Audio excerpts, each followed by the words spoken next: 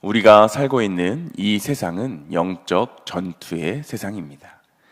우리 눈에는 보이지 않지만 악한 영들의 도전과 공격은 매일같이 하나님을 믿고 따르는 우리들에게 지속되는데 이것을 우리의 힘만, 우리의 능력으로만은 감당할 수가 없습니다. 이를 위해 우리는 주님을 의지해야만 하는데 본문 1절의 말씀을 우리가 함께 읽어보겠습니다. 1절입니다. 내 아들아, 그러므로 너는 그리스도 예수 안에 있는 은혜 가운데서 강하고. 아멘. 바울은 우리에게 그리스도 예수 안에 있는 은혜 가운데서 강하라 라고 이야기합니다. 그는 예수님을 만나기 전에 율법의 매인 삶을 살았는데 율법을 행하기에 힘쓰고 율법을 가르치며 율법 속에서 스스로 자기 힘으로 강해지기 위해서 최선을 다해 살았었던 인물입니다. 그러나 그는 예수 그리스도를 만난 이후에 율법을 온전히 이루신 그 예수 그리스도의 은혜를 깨닫게 되었는데 자신의 힘으로 강해지기 위해서 율법을 최선을 다해 행하는 것보다 예수 그리스도의 은혜를 힘입어서 살아가는 것만큼 크고 강한 것이 없다라는 것을 제대로 깨닫게 된 것입니다. 특별히 바울은 디모데에게 복음의 사명을 감당하는 자세, 이 복음을 감당하는 자세에 대해서 오늘 본문에 세 가지로 설명하고 있습니다. 첫 번째는 3절에서 말하고 있는 그리스도 예수의 병사입니다. 병사, 군사는 나라를 지키기 위해서 특별하게 뽑힌 사람들입니다. 그렇기 때문에 그들은 사생활보다 집단 생활이 우선이고 다른 것보다 국가의 안보를 최우선으로 여겨야 하는데 이와 같이 그리스도의 군사된 우리 역시 하나님 나라를 위해서 부름받은 자들이기 때문에 나의 개인적인 생활보다 하나님 나라를 위한 것들을 우리가 생각하며 살아야 한다라고 말하고 있는 것입니다. 우리는 나의 인생만을 위해서 살아가는 것이 아니라 나를 군사로 부르신 하나님을 기쁘시게 해드리기 위해서 살아야 하는 인생임을 말하고 있습니다. 두 번째로 복음의 사명을 감당하는 자는 바울은 5절에서 면류관을 얻는 운동선수로 표현하고 있습니다. 운동선수는 제 아무리 좋은 운동신경을 가지고 있다 하더라도 정해진 규칙대로 경기를 하지 않는다면 상을 받을 수가 없는데 이렇듯 바울은 믿음의 경주에서 자기 마음대로 살아가는 것이 아니라 정해진 규칙, 즉 하나님의 말씀대로 순종하는 것, 이것이 가장 중요하다라고 이야기하고 있는 것입니다. 운동선수가 규칙을 따르는 것처럼 우리는 하나님을 기쁘시게 하는 그 삶의 원리를 배워서 기억하고 잘 따를 수 있어야 합니다. 세 번째로 복음의 사명을 감당하는 자를 바울은 6절에서 수고하는 농부다라고 말하고 있습니다. 수고하는 농부, 특별히 성실한 농부들은 농사철뿐만이 아니라 농한기에도 수고를 하는데 그리하여 추수철이 되어 수고한 농부는 먼저 풍성한 곡식을 누리는 그러한 영광을 누릴 수가 있습니다. 바로 우리의 모습이 때를 따라 부지런히 씨를 뿌리는 농부처럼 복음의 씨앗을 열심히 뿌리고 사랑으로 인내하며 그 씨앗이 자라서 싹을 틔우고 꽃을 피우고 열매 맺을 수 있도록 돕는 그러한 신앙이 되어야 되는 것입니다. 우리 모두가 하나님께서 직접 택하여 세우신 복음 전달자의 사명을 가지고 있음을 기억하며 그리스도 예수의 병사가 되어 하나님의 나라의 일을 최우선시하며 운동선수처럼 하나님의 명령, 규칙에 적극적으로 순종하며 농부처럼 부지런하고 수고하며 인내하는 신앙인들이 다 되시기를 소망합니다. 그런데 우리가 여기서 주목해 보아야 할 것이 있습니다. 그것은 3절 하반절의 말씀인데 3절의 말씀을 우리가 함께 읽어보겠습니다. 함께 읽습니다. 너는 그리스도 예수의 좋은 병사로 나와 함께 고난을 받으라. 아멘. 3절 하반절에 보면 바울이 나와 함께 고난을 받으라 라고 말하고 있습니다. 즉 그리스도 예수의 좋은 군사는 그 믿음으로 인해서 고난을 받을 수밖에 없다라는 말입니다. 고난은 누구에게나 힘든 일이고 싫은 일이기 때문에 이 세상 누구도 고난받기를 즐겨하는 사람은 없습니다. 그래서 많은 사람들은 고난을 불필요한 것이라고 여기고 심지어는 고난을 악한 것이다 라고까지 말하지만 사실 성경은 고난이 나쁘다거나 악하다고 말하고 있지 않습니다. 대표적으로 시편 119편 67절은 고난당하기 전에는 내가 그릇 행하였더니 이제는 주의 말씀을 지키나이다 라고 말하고 있고 71절은 고난당한 것이 내게 유익이라 이로 말미암아 내가 주의 율례들을 배우게 되었나이다 라고 이야기합니다. 고난당하기 전에는 잘못된 행동을 우리가 하고 있었지만 고난을 통해 주님의 말씀을 지키게 되었노라 라고 말하고 있는 것이고 또한 고난이 있었기 때문에 주의 율법, 주의 율례들을 배우게 되는 계기가 되었다라고 이야기하며 고난이 주는 유익을 우리들에게 성경은 말하고 있는 것입니다.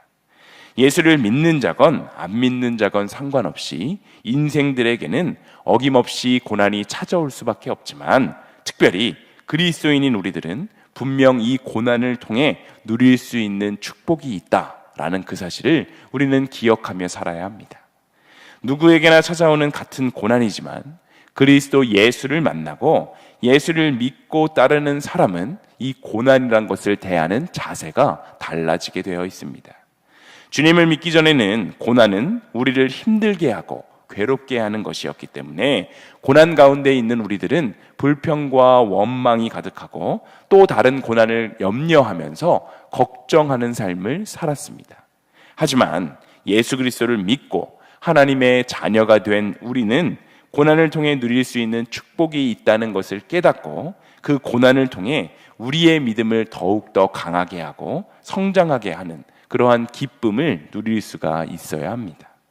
바울은 이 고난은 그리스도 예수의 좋은 군사를 더욱더 강하게 만들어주는 능력이 될 수 있으므로 고난을 담대하게 받아라 라고 말하고 있는데 물론 고난 그 자체는 괴로움이고 순간은 너무나도 힘들 수 있지만 분명한 것은 그 고난의 순간을 믿음으로써 우리가 참고 견디게 되면 고난은 오히려 우리에게 유익이 되고 우리를 그리스도 예수의 좋은 군사로 만들어줄 수 있다는 사실을 우리는 반드시 기억해야 합니다.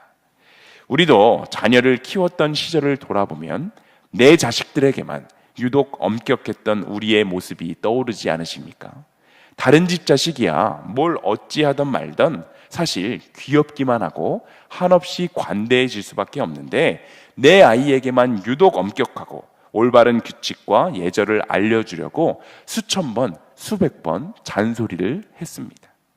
저도 우리 교회 영아부 아이들을 보면 밥 먹을 때 투정 부리고 우는 모습도 마냥 귀엽고 또 밥을 먹다 뱉어도 귀엽고 모든 것이 귀엽습니다.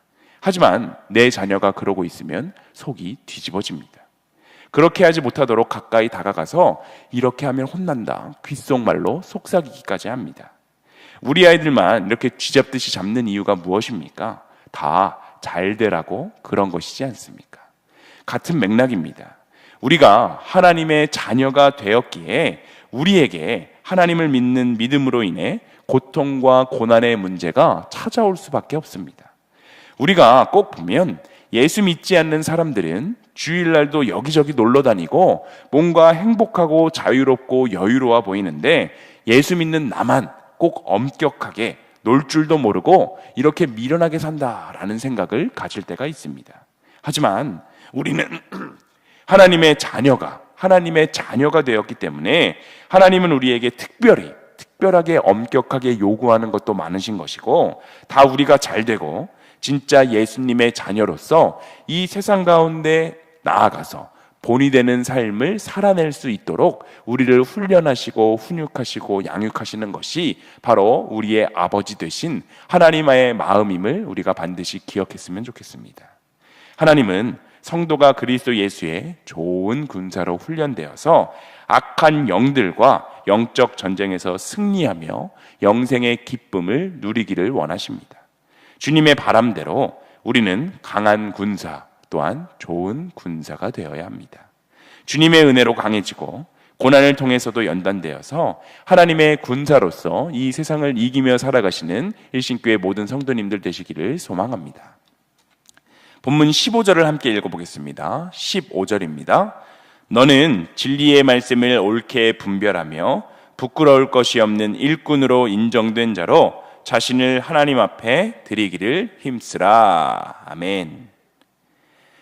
하나님이 세우신 교회는 서로를 세워가는 거룩한 공동체입니다. 그러나 오늘날 악성 종양과 같은 악한 영혼들이 교회를 흔들어 넘어뜨리는 일이 참 많은 안타까운 현실인데, 이러한 현실 가운데 우리는 올바르게 진리의 말씀을 분별하며 하나님께 인정받는 좋은 일꾼이 되기 위해서 최선을 다해야 합니다. 첫, 좋은 일꾼은 어떠한 특징이 있을까? 오늘 본문은 이렇게 이야기합니다. 첫 번째로, 좋은 일꾼은 진리를 벗어난 말을 하지 않습니다. 초대교회는 많은 이단들과 거짓 교사들의 유혹으로 너무나도 혼란스러웠는데, 그래서 교회 안에서 논쟁과 다툼이 끊이지 않았습니다. 이런 일들로 인해서 바울은 교회에 좋은 일꾼들이 있는 것, 이것이 얼마나 중요한지를 이야기합니다. 주님의 거룩한 교회를 세우는 좋은 일꾼은 진리의 말씀 위에 올바르게 서야 합니다. 오늘날에도 초대교회 때와 별반 다르지 않게 여전히 많은 이단들이 교회들을 흔들고 있는데, 참 안타까운 것은 이런 이단에 좋은 일꾼들이 쉽게 넘어가고 있다라는 사실입니다. 그들은 교회를 혼란스럽게 하고 다투게 하여서 교회를 무너지게 만드는데, 이렇게 쉽게 교회가 무너지는 이유는 교회에 일꾼된 사람들이 진리의 말씀 위에 견고하게 서지 못했기 때문입니다. 일꾼이 되고 난 뒤에는 더욱 말씀을 읽고 그 말씀을 묵상하며 실천하는 삶을 살아야 하는데, 그것을 소홀히 여겼기 때문입니다.